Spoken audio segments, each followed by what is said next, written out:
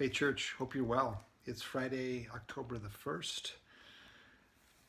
A lot of us are reading through chapter a day through the Old Testament book of Deuteronomy right now.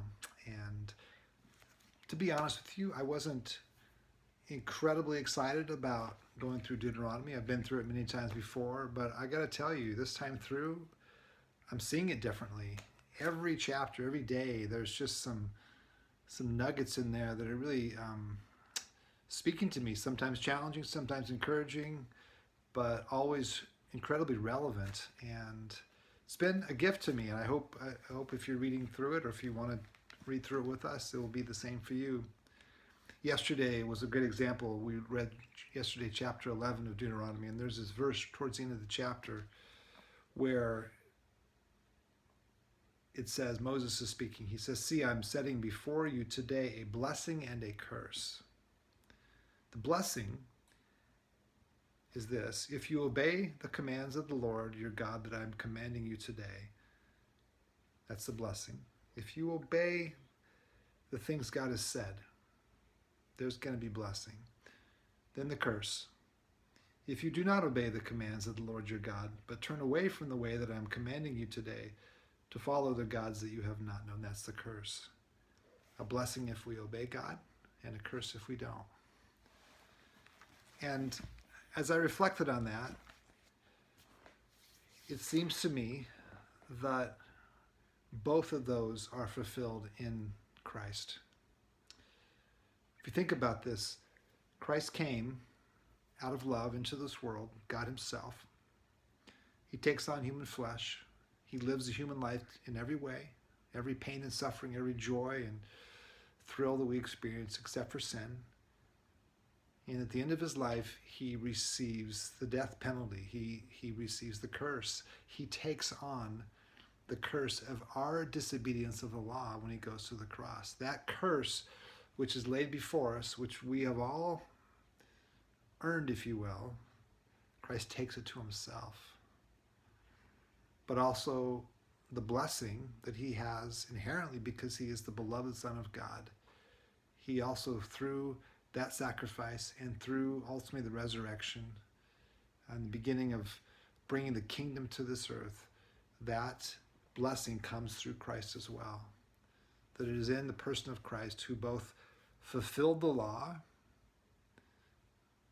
and then also took the punishment for our lack of fulfilling the law, and that blessing and curse are consumed both in Christ. I hope that makes sense. I think it's powerful.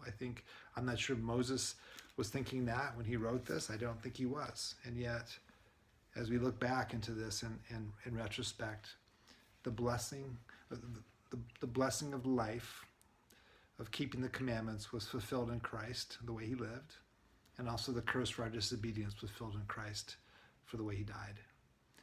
And so we as we trust Christ, that curse is lifted from us, and we receive the blessing that he gave to us, that we, like him, now become beloved sons and daughters.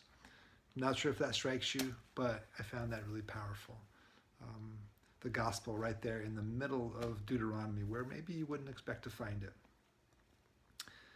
Anyway, would encourage you to continue to read through this and to pray a psalm a day. Probably the best way you can spend a portion of your day is to be doing that. This Sunday, a couple of really cool things are happening. First off, Rick Hall will be preaching, and I know he is excited about the message that God's given him to share. And I was talking to him. He's been working and thinking about this for weeks, and so he's going to bring a great message that will encourage and challenge us, I know. We will share the Lord's Supper together in both services. Love to have you come in person if you're feeling comfortable to do so. If you're not quite comfortable, then worship with us online. The second thing I want to alert you to is that the Team World Vision, Brett and I and a bunch of others, about a dozen maybe, will be running this weekend for raising money for clean water. I'm so incredibly impressed with the amount that people have already given. I think we're up maybe close to $20,000 pledged or given already. That's amazing to me. That's 400 kids will have clean water for life because of our work here. And so pray for the runners this weekend, both Saturday and Sunday morning who'll be running. And pray for this to be an effort that alleviates the hardship of some people, some brothers of sisters in ours in our world. So I'm looking forward to Sunday for many reasons, and looking forward to being together. Wherever you are today, may you sense the love of God your Father and the grace and peace of his Son Christ and the fellowship of the Spirit. Peace.